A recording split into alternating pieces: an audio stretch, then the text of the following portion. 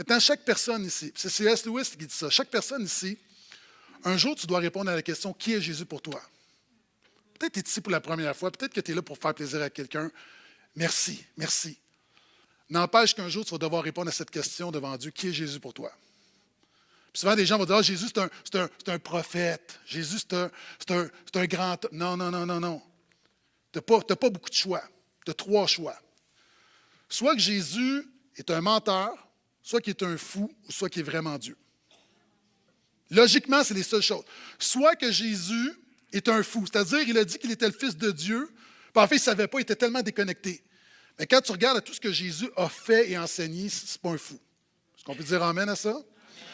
D'autres vont dire, mais dans ce cas-là, c'est un menteur, c'est qu'il savait qu'il n'était pas le Fils de Dieu, puis qu'il a dit qu'il était le Fils de Dieu.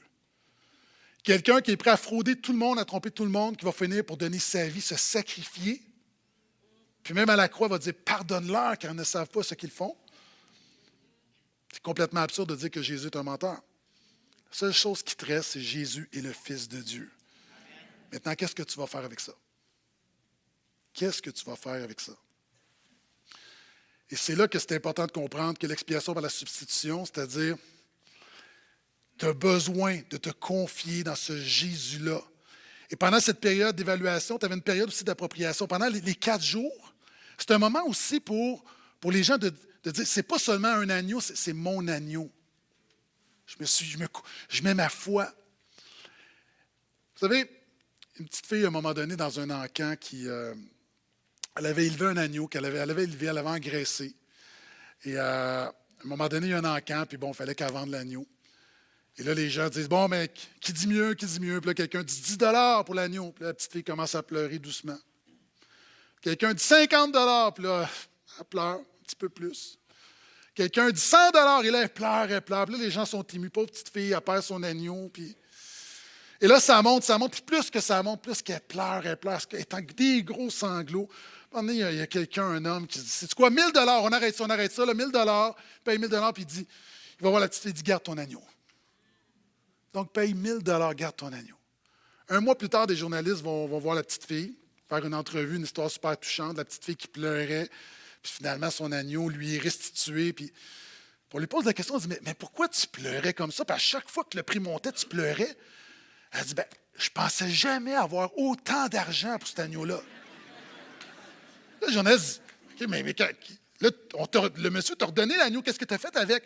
On était tellement contents que quand on est revenu, on l'a tué et on a fait un michoui. Vous savez, tu entends parler de la mort de Jésus, de la crucifixion de Jésus, puis ça peut être juste un fait détaché de toi. Vous savez, ma plus grande prière ce soir, ce n'est pas de déclarer que Jésus est l'agneau de Dieu qui ôte le péché du monde, c'est que tu peux dire, Jésus est mon agneau qui ôte mon péché, qui pardonne mon péché.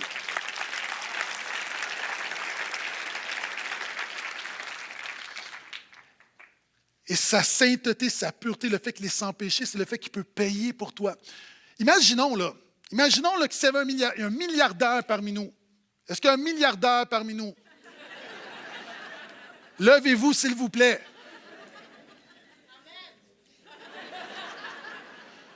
Amen. C'est vous la milliardaire ou on attend le milliardaire? OK. Supposons là, qu'on a un milliardaire ce soir qui est là, qui est super touché, qui dit, oui, c'est moi.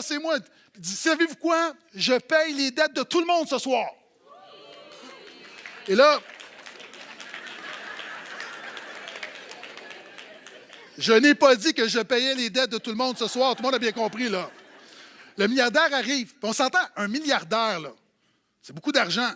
Puis avec l'argent placé, les intérêts composés, on ne vient pas à bout là, de ces milliards. Et puis là, il fait le tour. Il va, chaque personne, puis il commence, là, il dit, OK, toi, là, c'est quoi tes dettes? OK, ta maison, combien il reste à payer? Ah, j'étais en surenchère. Pas grave, combien? OK, tes visas, combien? OK, telle affaire. Puis il fait un transfert, paye, puis il fait ça avec tout le monde. Est-ce qu'on s'entend qu'un milliardaire est capable de payer toutes nos dettes individuelles ici? Mais un vrai milliardaire peut faire tellement plus. Parce qu'on s'entend que quand il a fini la soirée, là, lui, il retourne chez eux, il n'y a rien qui a bougé à peu près dans son compte de banque. C'est des pinottes. Mais imagine que ce compte de ce milliardaire-là dit, je vais faire plus que ça. Parce que Jésus a fait plus que payer ta dette. Il arrive, puis il donne à chacun une carte de débit, puis il dit, maintenant, on a tous un code conjoint. Alléluia! Est-ce qu'on s'entend, un vrai milliardaire, même si tout le monde ici on travaille très, très, très fort, on ne viendra pas à bout du compte de banque. Puis là, je vois une sœur qui dit, mais tu ne me connais pas quand je suis sur Amazon.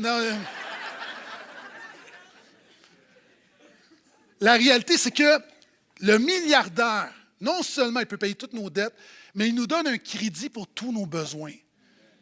Jésus a payé la dette de notre péché, mais nous donne un crédit de justice pour couvrir tous nos péchés présents et futurs.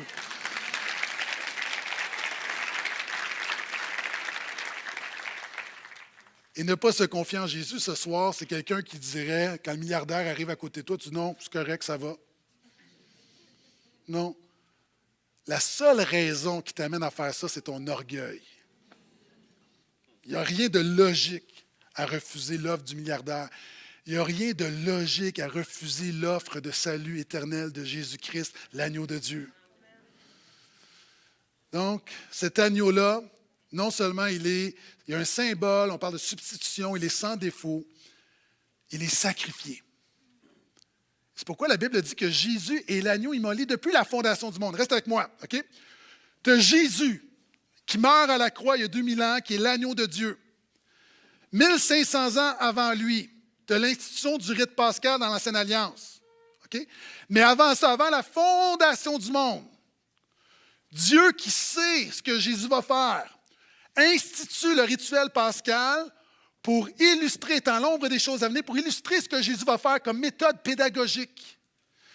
Et quand tu regardes à tout ce qui entoure le sacrifice de cet agneau-là, tu vois qu'il y a plein de parallèles avec la crucifixion de Jésus.